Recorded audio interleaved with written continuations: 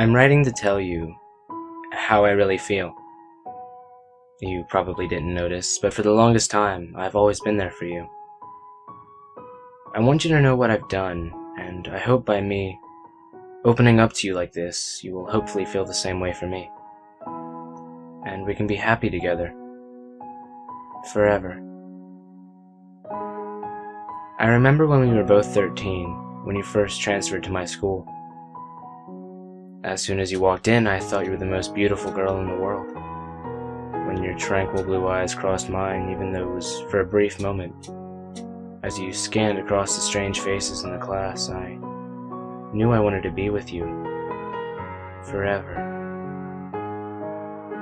But I was heartbroken straight away when you paired off by some other guy to show you around the school.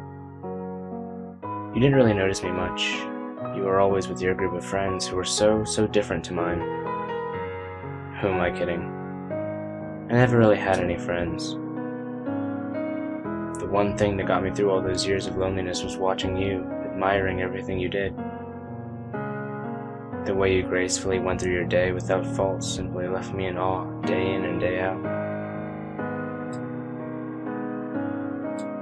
As the years went by, you seemed pretty popular with both the guys and the girls. You were sought after by all the popular guys in the whole school, even by the older ones, but you shrugged them off. The girls loved how you looked after yourself. You always had your makeup and hair perfect, which made you admired, but hated. It's sad, but it's human nature to get jealous, and we were all guilty of this crime. What they ended up doing, however, was far out of line. I saw as they pushed you when the teachers weren't looking. They would shove you into any nearby hard object, which, more often than not, was the wall. When you stumbled and slammed into the wall, the teachers would simply turn and say, "Watch where you're going, dear," and then go about their business, blissfully unaware of what actually happened. Witnessing it happen every other day burned me up inside, seeing you have this torment for being better than them. It was painful to watch every time it happened. I hoped it would die down, but it got worse. I saw when the bullies would knock your drink over when you least expected it, just because the most popular guy asked you out. I was there when they set your bag on fire in the woodworks class because they thought you were condescending when you tried to help them with their work. And I caught a glimpse of that one time when they actually threw you to the ground outside the school gates and kicked you until you cried, simply because you tried to tell the teacher about what they were doing. After that incident, they followed you home. Usually they wouldn't do anything but yell abuse at you. The worst part was that you'd never know when they snap and suddenly attack you when walking inches away from your back. It tore me apart to see the girl I loved feel so vulnerable. I wanted to fix it. What I knew was that there were 3 main bullies that were consistent. I knew more, but they seemed to do it out of peer pressure. The main culprit was that narcissistic whore, Bethany. Beth was simply jealous of everything about you. All the things I mentioned that made you great burned her up inside. She used to be the center of attention, and my God, did she love it. All the guys wanted to be with her. All the girls wanted to be her. The only difference is that she abused this attention for personal gain.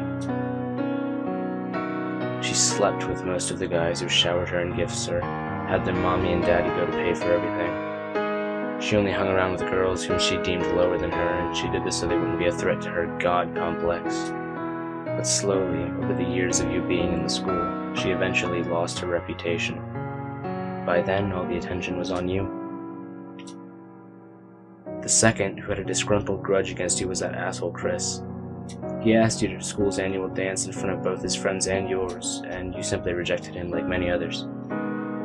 But what made his instance different was that he ran off crying because he was publicly embarrassed. In school, that meant a lot. He denied liking you and lost all his friends and reputation, so he took his frustrations out on who he thought had caused all of it. You. The last person was Julie. She had it bad for you ever since the guy she liked always talked about how amazing you were, whilst not paying any attention to her. Even after she performed some, well, let's say, desperate needs for him. During the last week of school, I knew they had something planned for you, so I took it into my own hands to deal with it, because I love you, and I didn't want your last few days at school to be ruined. The first person I convinced not to mess with you anymore was Chris. Now, he was much stronger than me, being into all the school sports. Plus, the steroids meant that I wouldn't be able to take him in a simple one-on-one fight. But in the end, that would be his downfall. I knew where he kept his steroids. It wasn't hard to figure out since our school's security and reputation was so low. There was no need in hiding it. I got his locker combination by simply saying I forgot mine, and the teacher gave me a list of everyone's combinations. Yeah, that's right. They have no sense of security in the school. I cracked open his locker with ease, leaving no trace of it ever being opened. I found the next shot he was going to use and squirted a little bit out, and then pulled the plug back to where he was. Leaving a considerably sized air bubble, I figured Chris is no doctor, nor does he have any clue how everything works altogether. He just injects himself and trains in the school gym.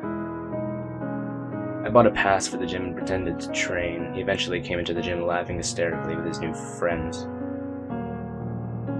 Enjoy it while you can. It's not going to last long, said a thought that crept into my head. He went to his locker, and not long after he came out dressed in his training attire with a determined look on his face. He was ready to start. He was fine for a while, but eventually slowed down. He had a puzzled look on his face as his body slowly gave up, and eventually, the cardiac arrest settled in, and he was on the floor. People tried CPR, but there was no defibrillator around since it was a school filled with teenagers. Who would expect a heart attack in a place like this? I smiled and walked out before the paramedics arrived. It was already too late for him. Working my way up the list, Julie was next. She was always jealous of the way every guy liked you. I silently slipped through her window without her noticing. I knew her parents were out, so if she made a noise, no one would immediately come to her aid. I pounced on her while she was sleeping, pinning her down. I tied her hands to the bedpost and then her legs. I pulled out several jars from my bag, each one almost black. Upon closer inspection, you could see small movement. They were full of all the little creepy crawlers that one would typically find in the bottom of anyone's garden. I took my time filling these up with every insect I could find. I wanted her to understand all that pain you must have felt all that time she was shouting abuse at you, hurting you, making you feel lower than you really are. I propped her mouth open with one of those plastic rings a dentist would use for a long procedure. I slowly poured each jar down her throat. Every time, her screaming was muffled a little more by the buzzing and scuttling noises the bugs made as they adjusted to their new home. Tears streamed down her face as I repeated how all of this was for you. A few jars in, and I could feel the bugs in her stomach, which was where I had been sitting the whole time. By this time, she had pretty much passed out from the pain. When this happened, I'd wait, pour water on her face, and slap her until she responded. For punishment, I'd take off the ring from her mouth and pour water down her throat, making her swallow all the insects and causing them to go into a frenzy of panic. Eventually, during the 5th jar, the pain of all the insects burrowing into her internal organs, plus all the internal bleeding, caused her to pass away. But not peacefully, of course. I saved the worst until last. I had something special planned for Bethany. She was by far the worst to you. She made your life a living hell. And this was unacceptable. No one as perfect as you should ever have had the displeasure of knowing these people, so I carefully set the pieces and waited. One day, I got a head start. I skipped the last class, but no one noticed. Not even the teacher. This shows how much I was noticed in school. By this time, I had memorized her route home and waited in an archway. I knew she walked past this area every time. I waited and thought about what I was going to do and how it was all for you. Although I didn't have to think so much because I already had it all planned out. When I caught sight of her, I grabbed her and pulled her to the ground. She was kicking and screaming, but in this point of her journey, no one was ever around. The archway led to an abandoned, derelict church. I dragged her away from the path into the building so that no witness could intervene or find her body anytime soon. I did my routine of securing her arms and legs to a post, so I knew there wouldn't be that much of a struggle. After that, I gagged her, for I knew she'd make a lot of noise for what I was about to do. I slowly pulled out my knife, making sure she caught sight of its shiny glimmer. I placed the point of it on her lower leg and smiled as she reacted to the sharp point of the blade. I slowly pushed down, making sure the wound was clean, as it slowly slipped into her flesh. It took a while, but eventually the knife's handle was touching her skin. I took my time pulling it out, making sure the wound did not rupture with that easily recognized crimson liquid. That would have meant her death, and that would be too easy. As soon as the type of knife exited her body, I immediately wrapped the split up with a bandage, applying enough pressure to cut the bleeding down to a minimum. I then placed the knife a little higher up on her leg, doing the same thing. I stared into her eyes as she helplessly watched me do this over and over, all over her body. After every stab, I would say a remark about how you didn't deserve what she did to you. Eventually, her whole body was nothing but red bandages. She was barely conscious as I slipped a final blow to her heart. I can imagine you're screaming about now. In fact, I know you'll be. And I'll be close enough to hear it. And by you stopping, I know you've gotten this far into my letter, so I'll start making my way in. It's pretty easy to get into your house after the first few times. You probably thought it was your parents who left this note in your room in the first place. No, it was me. Don't be afraid of that noise downstairs, it's only me. Put down the phone. I know by now you've got it in your hand, but I've cut the phone line. Don't bother calling your parents if you haven't done so already. I've already silenced them.